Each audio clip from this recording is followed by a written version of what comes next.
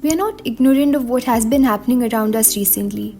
According to the Hindutva Watch report, about 70% of the hate speech incidents occurred in the states where elections were to be held in 2023 and 24. Now, why is it so? Let's understand. In this Feminist Ballot video, let's analyze the increasing hate speech in India and how it can affect the upcoming general elections. Besides forming governments, elections show what kind of political environment and public sentiment you create in a state or a country. The hate speech that we have been witnessing is particularly targeted towards a few minority communities.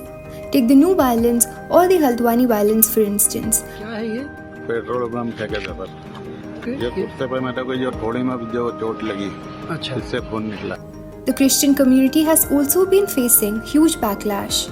A report in Siyasat Daily says that United Christian Forum, a New Delhi-based human rights group, has said that at least 400 acts of violence against the Christian community have taken place across 23 states in India since January. Over the last few years, hate speech has been normalized in the socio-political landscape of India, as the demand to make India a Hindu nation is now an open secret.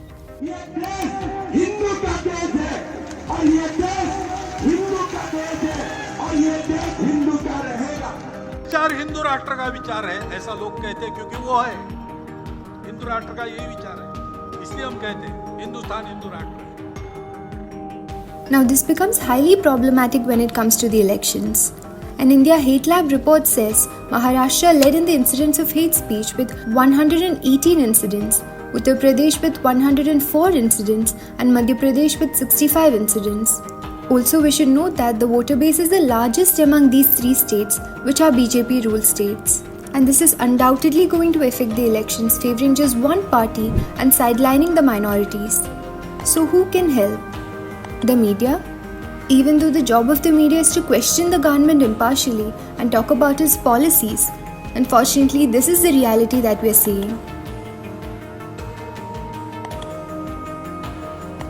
Therefore, it is evident that the mainstream media in India is found to be working on the interest of the government rather than the public.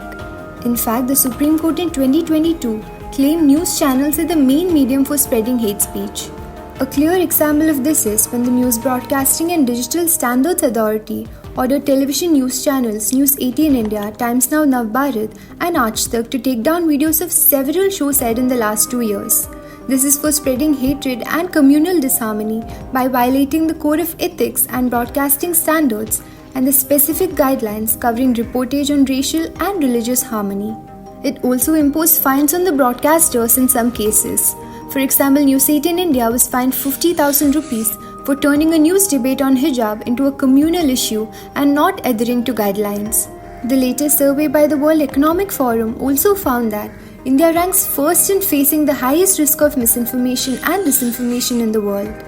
All of these factors are going to have a greater impact on the elections than we imagine. If not the media, then can the government help?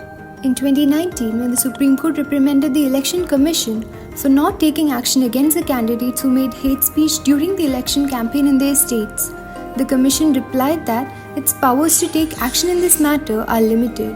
And instead of stopping hate speech in the country, last month the government blocked the website of India Hate Lab in India under the IT Act 2000. The government had also blocked the website of Hindutva Watch, another independent hate crime tracker. When the government's agenda is to garner votes through hate speech by taking over the media, then this is what we the citizens get. Recently, the Citizenship Amendment Act was also officially implemented, which is a huge step back from democracy. We also saw the Grand Temple inauguration with leading actors and other influential figures celebrated, ignoring the religious hate that it proved. So it is clear which party is being nurtured with the help of religion and which community is being sidelined. Now the question here is, don't we deserve to live in a democracy with its democratic values respected and followed? And where there is an equal space for everyone despite their social divides? If your answer is yes, make sure you vote responsibly this time. Remember, every vote counts and your vote matters. Use it wisely. Happy voting and see you in the next video. Thank you for watching this video.